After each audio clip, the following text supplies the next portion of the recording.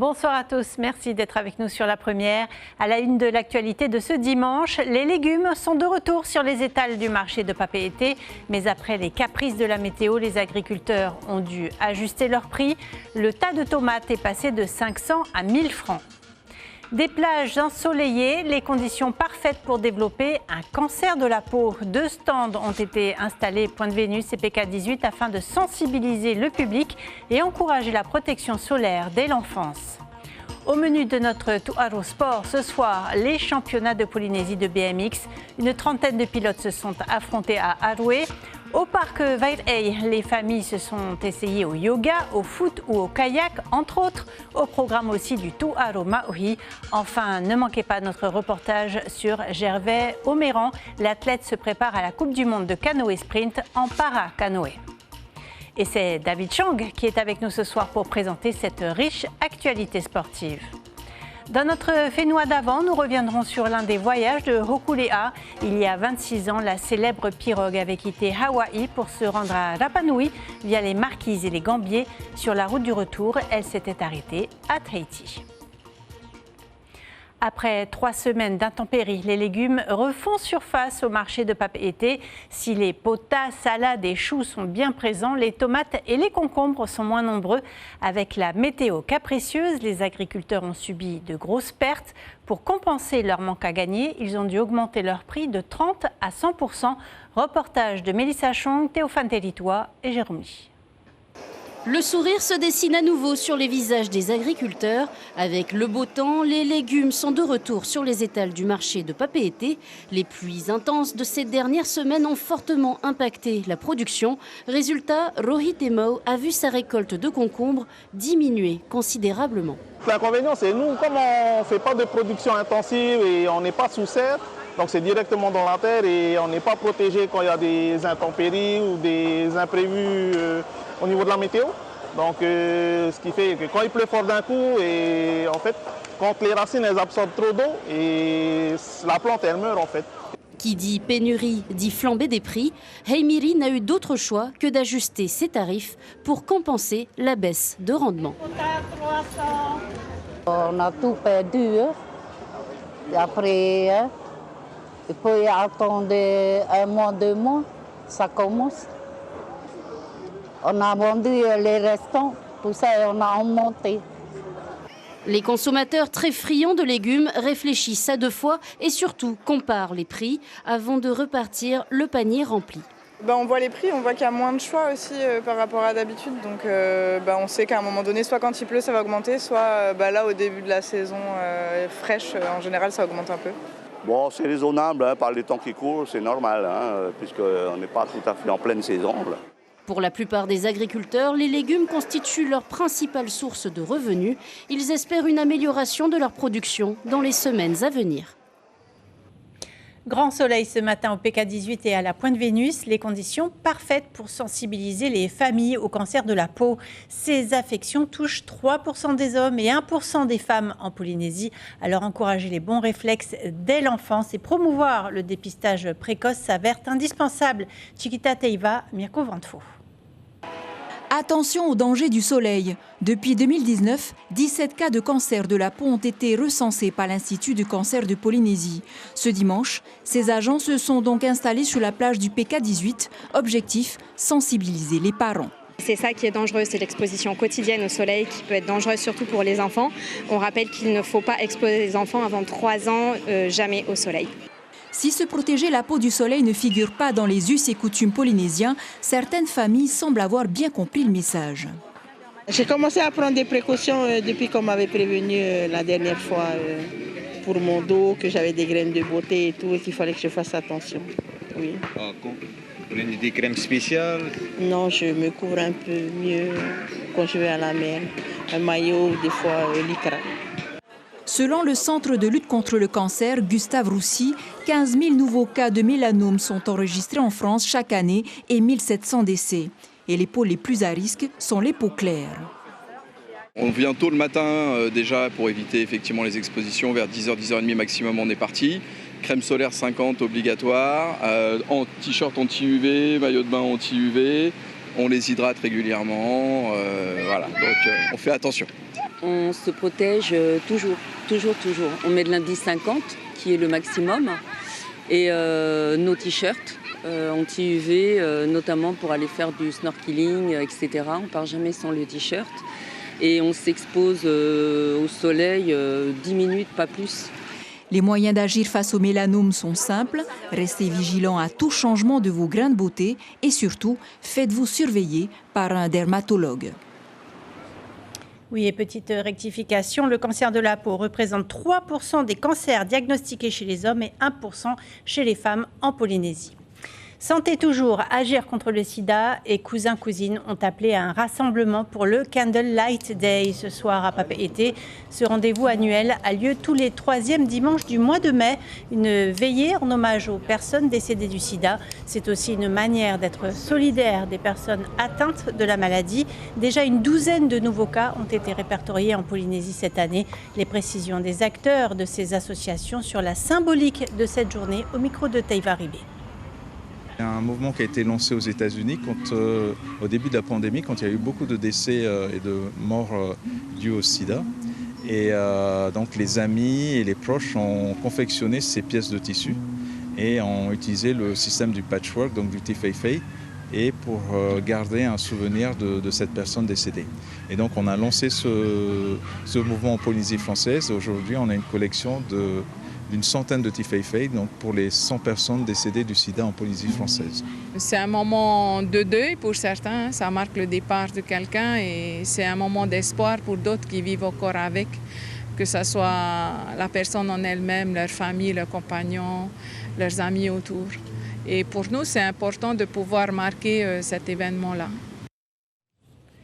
Les images sont spectaculaires. Le grand navire Cuauhtémoc de la marine mexicaine a perdu de la puissance et heurté le pont de Brooklyn à New York hier. Ces 3 mâts se sont brisés l'un après l'autre en cognant la structure du pont. 277 personnes étaient à bord. 2 membres d'équipage ont perdu la vie. Le bateau était passé à Tahiti en novembre dernier. Allez, on passe au sport avec David Chang.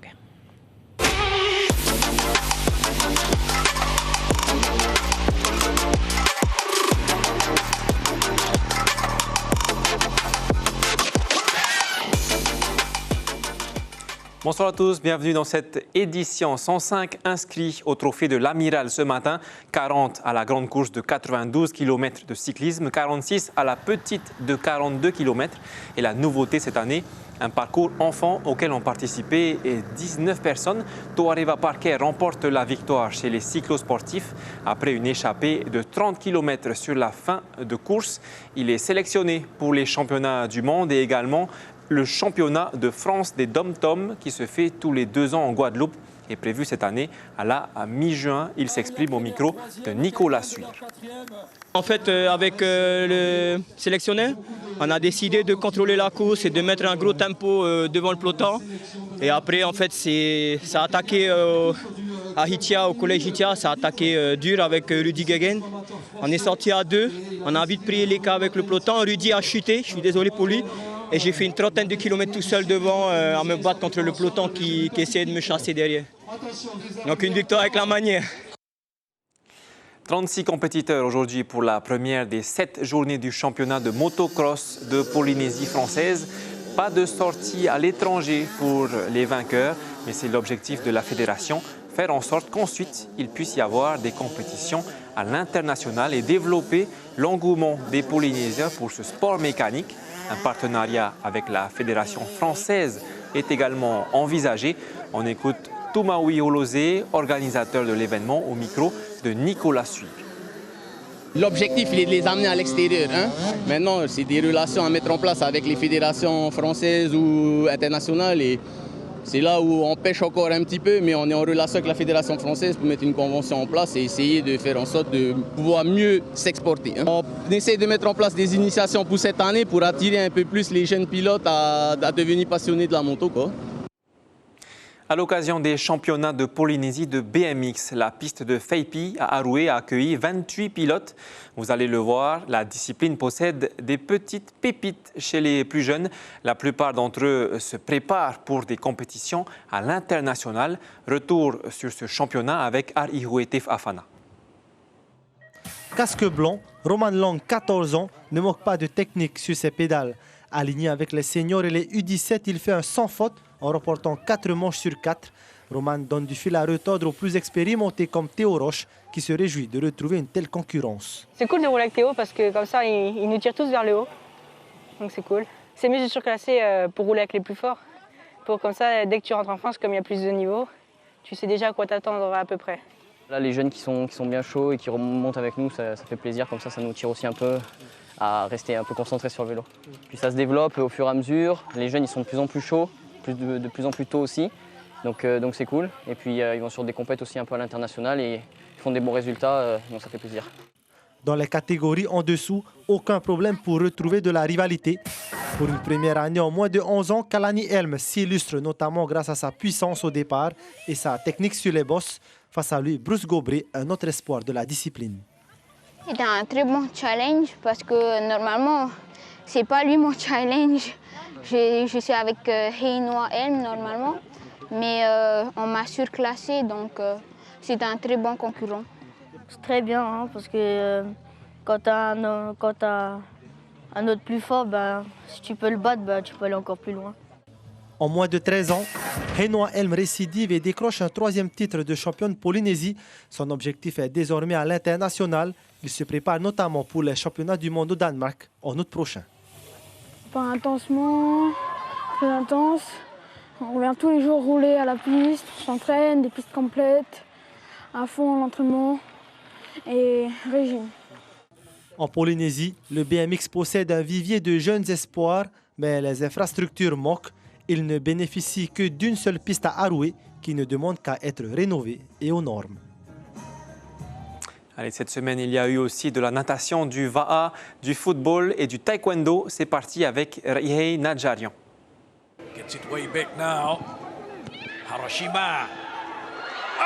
Elles ont réitéré leur exploit de l'année dernière. Dans une finale serrée au Stade Pater, Auckland City s'impose 1-0 face à Hekari Women FC, club de Papouasie-Nouvelle-Guinée. Elle remporte ainsi l'OFC Women Champions League. C'était un match assez difficile. Heureusement, nous avons ouvert le score dès le début de la rencontre, ce qui nous a permis de gagner en confiance et de mieux gérer notre avance.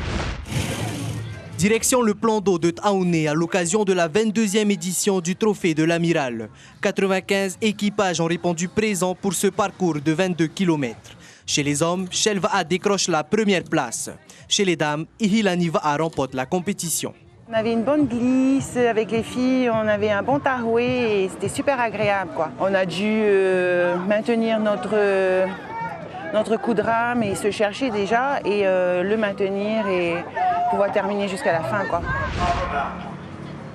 À Tiperui, une centaine de nageurs ont participé au championnat de Polynésie en bassin de 50 mètres. Parmi les compétiteurs, on note la belle performance de Naël Roux qui remporte le 50 mètres papillon en 26 secondes et 36 centièmes.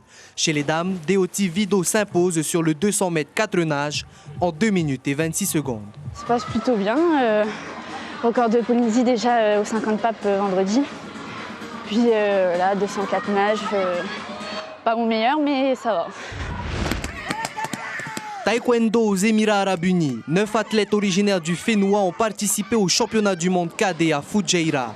Si nos Tahitiens n'ont pas décroché de titre, on note tout de même une belle progression de ces derniers qui ont battu des athlètes d'Allemagne, de Chypre ou encore du Sénégal.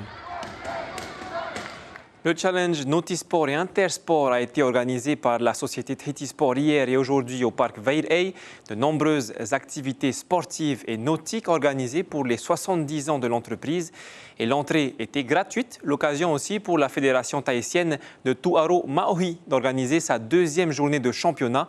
Raihei Nadjarian et Teiva Ribé. Ils sont venus pour s'amuser et ils ne sont pas déçus. Tennis de table, football ou encore basketball, les activités proposées sont nombreuses. Les participants n'ont pas le temps de s'ennuyer. Ça se passe carrément bien, parce qu'on s'amuse bien et c'est pas payant. Je voudrais faire ça tout le temps. Pour les jeunes, pour la population, bon, pour les... Le Tuaroma Ohi est également à l'honneur avec la deuxième journée de compétition inscrite au calendrier fédéral. Une trentaine de participants ont répondu présents. Patiafa, levée de pierre ou encore course de porteurs de fruits, les plus jeunes sont captivés par ces sports ancestraux. Mon papa m'a appris à lancer et quand il va plus lancer, c'est moi qui va prendre sa place. C'est ma culture, je suis fier. Et plus tard, j'aimerais être champion parce que ça descend de mon grand-père, mon père et maintenant c'est moi. On est vraiment dans l'optique de la fédération, c'est faire connaître nos Tuaros. Et qui sont les mieux placés, ce sont nos enfants. En mer, une course de kayak est organisée. Un sport atypique pour les participants, plutôt habitués au Va'a. J'aime bien, c'est une activité vraiment spéciale. Ça change aussi du Va'a. Ça apprend l'équilibre, ça apprend aussi les deux bras. Et ça aide aussi pour le Va'a. Ça aide aussi pour le surf, le Va'a. Les jeunes aujourd'hui, ils ont besoin de se défouler, ils ont besoin d'activités. Et je suis heureuse de les voir ici s'amuser. Et on peut voir qu'en fait, ils sont intéressés puisqu'ils viennent quand c'est gratuit. Pendant 2 jours, les familles ont pu profiter d'activités sportives gratuites. De quoi prendre du plaisir tout en brûlant quelques calories. Nous vous proposons maintenant un portrait. À 32 ans, Gervais Oméran, l'enfant de Mateja, va disputer la Coupe du monde de paracanoë sprint qui se déroule en Pologne du 22 au 25 mai prochain. Son but ultime est les Jeux paralympiques de Los Angeles. Pour ce faire, il doit s'entraîner dans le nord de la France où il fait l'unanimité dans le stade nautique du Grand Arras. Éric Saintas et Raël Moine l'ont suivi à l'entraînement. Pour tout Polynésien qui se respecte, être sur une pirogue, c'est comme un Brésilien avec un ballon de foot. C'est inné. Gervais Oméran, l'enfant de Mateja, assume. En étant entouré d'eau et tout, voilà, c'est venu comme ça et c'est un peu une évidence aussi. Après, une fois que tu commences, tu ne peux plus t'arrêter. Hein. Il y a eu des années où on m'a dit ah non, il faut arrêter la rame et tout, mais je n'ai jamais arrêté.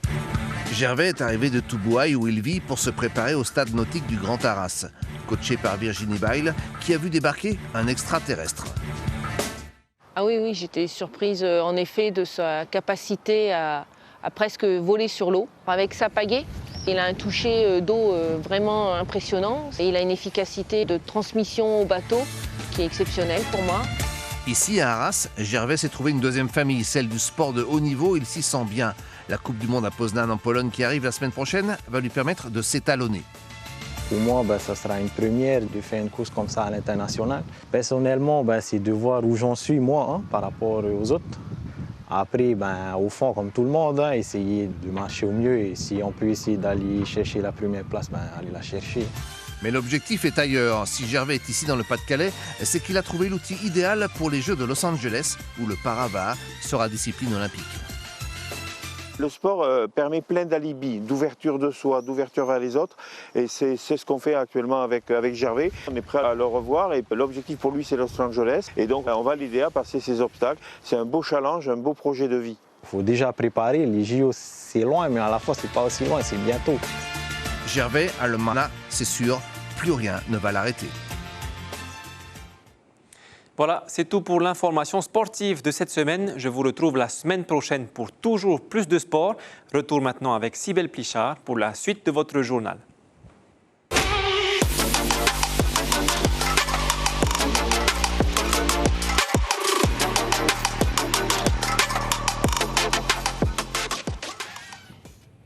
Et merci beaucoup, David. Les écoles étaient en fête cette semaine aux Marquises. Le 3e festival des écoles primaires publiques a eu lieu simultanément dans les 6 îles de l'archipel. Plus de 1000 enfants se sont mobilisés pour cet événement culturel de grande ampleur. Initié par l'équipe de la circonscription pédagogique des Marquises, l'événement avait pour thème cette année le cycle de l'eau, source de vie. Danse, chant, art oratoire ont ponctué ces journées. Écoutez cette directrice d'école au micro de Marie Curva. L'école joue son rôle important dans cette transmission, au même titre que l'enseignement de la littérature ou des mathématiques. Donc le Matava'a To'ikik est essentiellement organisé dans toutes les écoles des îles Marquises, porte une importance grande. Chant, danse, tapatafa, et ateliers qui ont été travaillés tout au long de l'année vont mettre en valeur justement ce plurilinguisme. Alors que la pirogue Hokulea s'apprête à prendre le départ pour un grand voyage de 3 ans, retour ce soir sur son escale à Papeete en 1999. En 50 ans d'existence, la pirogue a effectué plusieurs voyages dans le Pacifique, dont un aller-retour à Rapa Nui, l'île de Pâques, c'était il y a 26 ans. À son retour, le Va'a s'était arrêté à Tahiti. Yves Aupert avait assisté à son arrivée. C'est notre Fénois d'avant.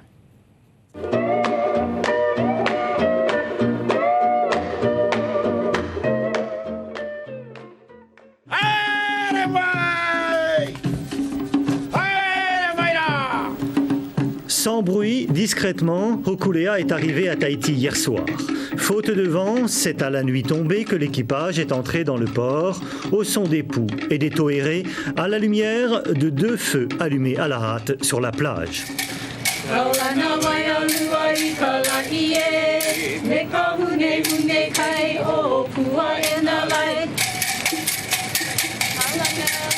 Cérémonie traditionnelle, échange de cadeaux, couronne de fleurs, chants et danses, la rencontre n'en était pas moins chaleureuse. C'est Francis Stein du service de la culture qui eut la charge officielle d'accueillir l'équipage, heureux d'être arrivé à Tahiti pour un repos réparateur. Hokulea a quitté Rapa Nui le 29 novembre dernier, 25 jours de mer entre Tahiti et l'extrémité est du triangle polynésien. C'était un grand voyage. Le temps était bon pour nous. Nous sommes très contents, très chanceux. Nous avions un bon vent, pas trop de mauvaise mer non plus. La navigation était vraiment agréable. L'essentiel de l'équipage sera renouvelé tandis que Bruce Blankenfeld continuera le voyage jusqu'à Hawaï. Hokulea devrait quitter Tahiti vers le 29 décembre avant la nouvelle année. Son équipage passera le millénaire en mer car tel est l'esprit de la Polynesian Voyaging Society. On arrive au terme de ce journal. Je vous en rappelle l'information principale. Après 3 semaines d'intempéries, les légumes refont surface au marché de Papeete. Si les potas, salades et choux sont bien présents, les tomates et les concombres sont moins nombreux. Avec la météo capricieuse, les agriculteurs ont subi de grosses pertes. Ils sont contraints d'augmenter leur prix de 30 à 100%. Demain, ne manquez pas l'invité café sur Polynésie, la première radio. Ibrahim Ahmed Aziz recevra Sébastien Rouget, président de Tatau Paujoa. La jeune association espère sensibiliser les autorités et le grand public à l'autisme. Au programme de votre soirée sur la première, la série Anne Boleyn sera suivie du documentaire Camilla, la reine qui ne voulait pas être reine. Et on arrive au terme de cette édition. Merci d'avoir été avec nous. Demain, vous aurez le plaisir de retrouver Malouki Duri aux commandes de votre JT. En attendant, l'information continue en radio et sur Internet. Très belle soirée à vous sur la première.